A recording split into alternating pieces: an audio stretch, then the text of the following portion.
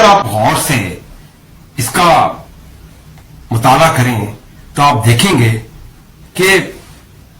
سورج کا نکلنا، چاند کا میدان میں گھومنا اور ستاروں کی گردش کیسے ایک توازن کے ساتھ، ایک میزان کے ساتھ، ایک انصاف کے ساتھ ہے. اور جب اس کائنات کا مالک اتنا انصاف کرنے والا ہے تو اس کائنات کا ایک چھوٹا سا حصہ زمین، اور اس زمین کا بھی ایک چھوٹا سا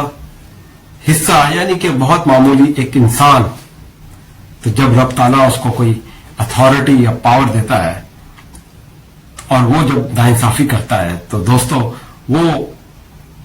دوسرے کے ساتھ تو ناانصافی کر ہی رہا ہے، لیکن وہ اپنے ساتھ بھی ایک بہت بڑی ناانصافی کر رہا ہے.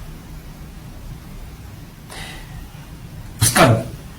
دل، اس کا ضمیر کبھی مطمئن ہو ہی نہیں سکتا اور وہ کبھی خوش رہ ہی نہیں سکتا